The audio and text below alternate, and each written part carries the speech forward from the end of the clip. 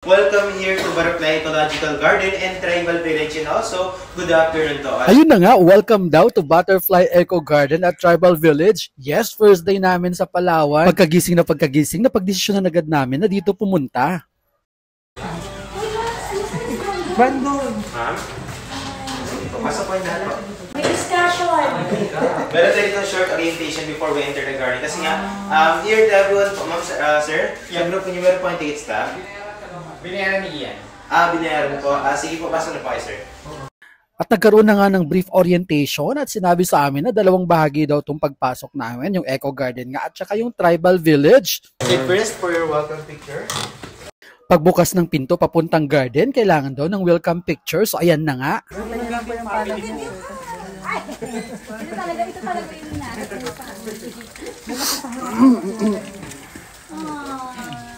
Lupat na. Ito ba meron pa ito? Ako try ko lang. Hindi ko naman siya ano na. Hindi ko. Ang cute.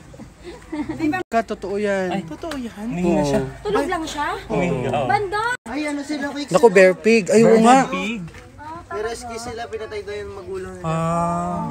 Kaya ganyan sila kalungkot. Dito pala sa Butterfly Garden, hindi lang butterflies ang makikita mo rin yung iba't ibang klase ng animals at na-amaze talaga kami sa iba't ibang klase ng butterflies na meron dito. Ako. Starch. OA na. Best in OA. Si OA. Buti nga, hindi pa sumama yung pinaka-OA namin. Ayun yung crocodile. Crocodile. At papasok na nga tayo sa second part ng ating tour, ang Tribal Village. So kung gusto niyo po sila batiin ng magandang hapon or good afternoon on their dialect, sabihin niyo lang ang manungang mapon. Manungang hapon. Yes.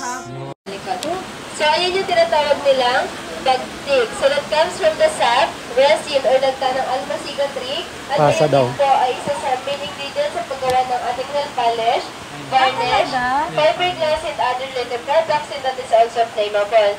And dito naman, meron silang native backpack, bucket. Oh my God. Na tinatawag nilang bucket. So dito nila bucket, mother, oh. yung any products or materials that they have.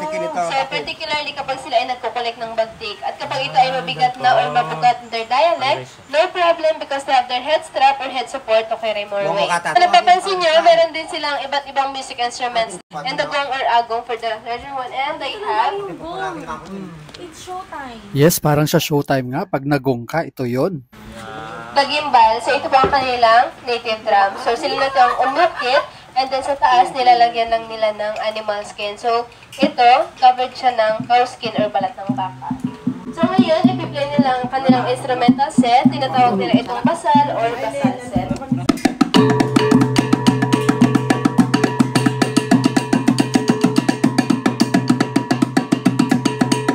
At sinundan pa nga ito ng pagpapakita at pagpapatugtog ng lumang gitara bago pa yung mga modernong gitara ngayon. Then yung tinatawag nilang kutsapi or kudlungan, and it is also considered as one of the first guitars here in the Philippines.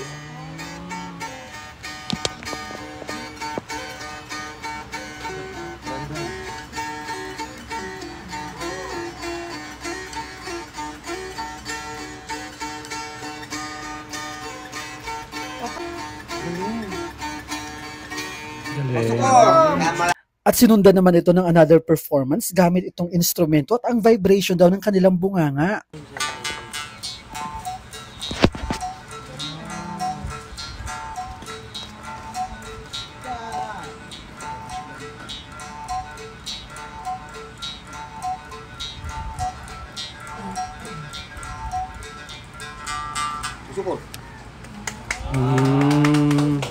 This is the Soraya, and this is the Ligid. So among these two spears, this Soraya is the special spears that they have. So it may look like harpoon, but it's not actually for fishing. So ginagamit nila ito for hunting. So like for example, they will throw it at a distance sa kanilang target, and once na matamaan nila ang kanilang target, itong metal ay magsastock because of these two hooks. And if the target try to escape or run, itong metal ay magsaseparate dito sa kanyang handle, and this handle will serve as an ankla or anchor. So may possibility na masabit siya sa mga punong kahoy or malalaking sanga. So kapag nangyari yon, hindi na makakatakbo ang kanilang target.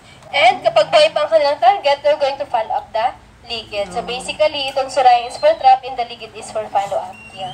Habang pinapanood ko to, naalala ko yung mga panahong nangangahoy pa tayo at umaakyat ng bundok. May mga pagkakataon pa nga na inaakyat ko yung buko. Pag akyat ko doon sa puno ng buko, bigla na lang may tatalon na ahas pababa. Tapyos. Ayan, tapyos daw ang tawag dyan. Ang ginagamit nila sa pag-attract ng kanilang target. The process is what they call santikan, which means friction. Friction.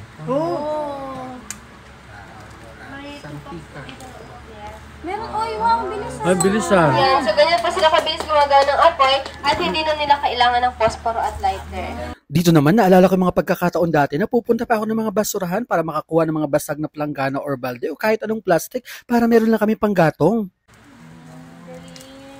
Yan. Palakpak! Galing. Yan, and of course, meron din silang native torch.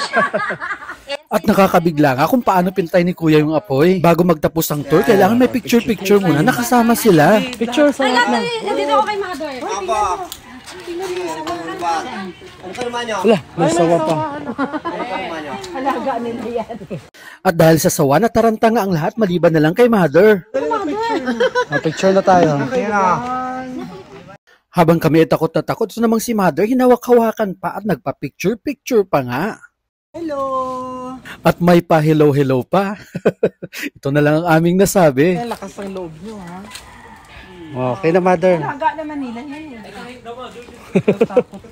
Nagtapos ang aming pamamasyal sa pamamagitan ng pamimili ng kung ano-ano pasalubong. Isang experience na naman kasama ang pamilya. Nabusog ang aming mga mata at ang sarap ng isipin na kung gaano kahirap ang buhay noon. Ganun naman kaswerte ang mga tao ngayon. Pero sana pahalagahan pa din natin ang ating kalikasan at huwag kalimutang balikan ang ating nakaraan.